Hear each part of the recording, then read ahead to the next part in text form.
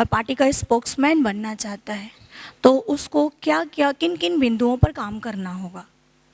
Political spoke person बनने के लिए, पार्टी का प्रवक्ता बनने के लिए, पहली चीज़ आपको तमाम विषयों के ऊपर बहुत जानकारी होनी चाहिए, इतिहास वगैरह, इंक्लूडिंग अपनी पार्टी और आपके राइवल्स जो हैं, फिलॉसफी, क्योंकि पार्टी लाइन पे आपको चलना पड़ेगा। वाणी से संबंधित जितने काम होते हैं, आपका प्रेजेंटेशन, बोलना, बहुत पेशेंस रखना। अब आप चुनाव हार गए लेकिन एक्सप्लेनेशन आपको देना है, और एक्सप्लेनेशन ऐसा देना है कि भाई हम हार करके भी जीत गए, निराश होने की ज़रूरत नहीं है। ये बुद्धि चातुर्य होना चाहिए। This is one skill set. अब कैसे बने, उसके लिए रास्ते दो हैं कि आप बोलते रहिए टीवी पे, अच्छा आपको ऑफ़र मिल जाता है।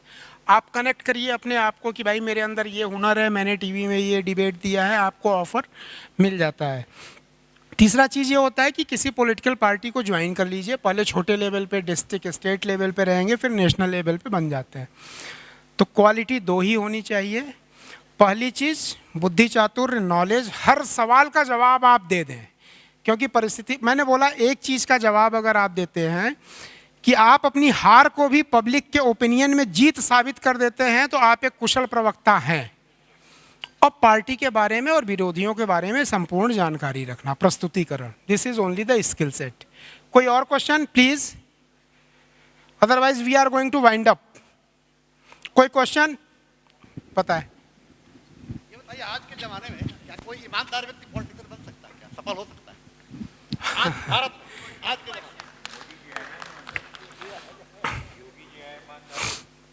देखिए, दो चीज़ें हैं।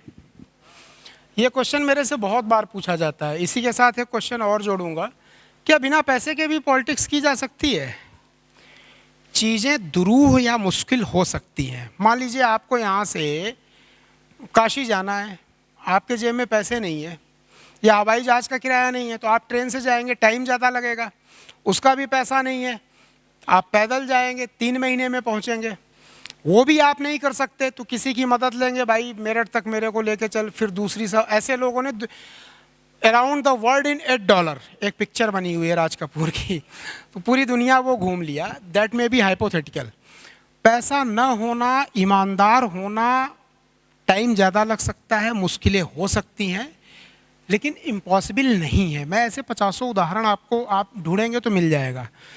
लेकिन एक चीज़ और है, अगर आप ईमानदार हैं और उसके बाद आपको सक्सेस मिलेगा, तो बहुत स्थायी सक्सेस होता है, आपको कोई हिला नहीं पाता है। आपने छल से, प्रपंच से, कुछ और टेक्निक अपना के आप जीत गए, आप लंबी रेस के घोड़े नहीं बन सकते हैं। अगर आप हुनरमंद हैं और ईमानदार भी हैं, तो सोने पे सुहागा।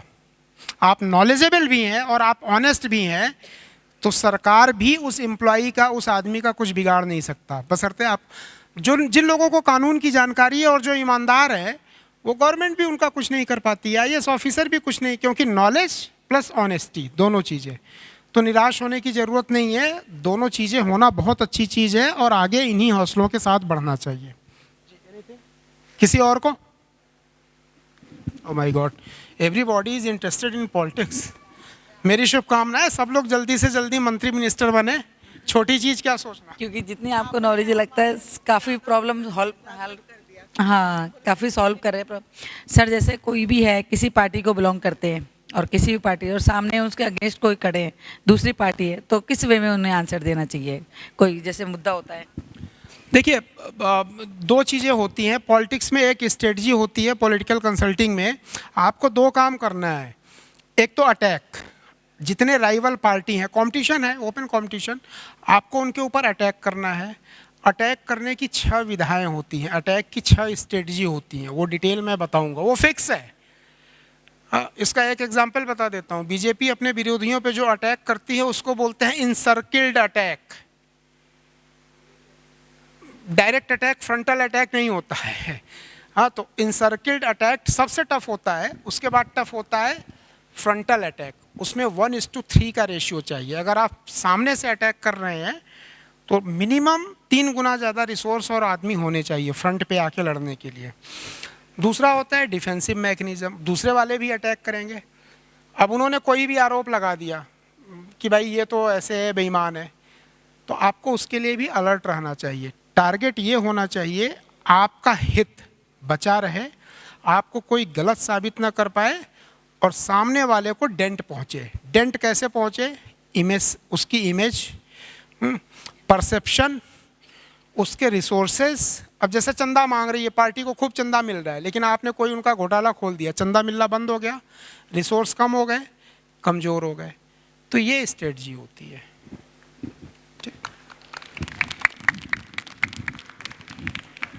नहीं, हमने आपको बोला जो जीएस है ना, वाकई में we don't compromise with the quality, whether it is the answer of question or any other thing. Presentation please.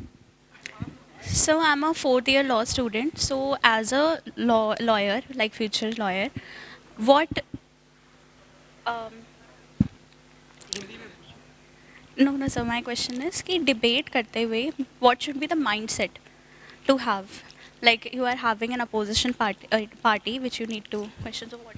Only one mindset, whether you are on any task, whether it is debate or study, whatever the target you have decided, it should be achieved, and no other body, no other partner or rival should be dominate to you, to yourself or your statement.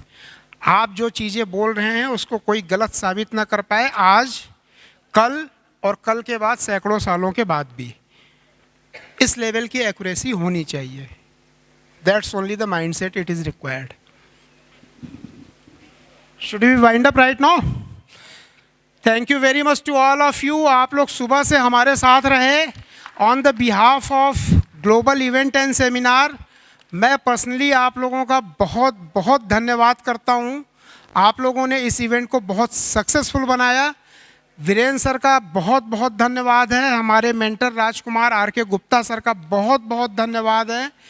मेरे सारे साथी जिन्होंने छोटे से लेके पीछे बैठे हुए हैं, हमारे पास केवल 2 लोगों की टीम थी इतने बड़े इवेंट के लिए।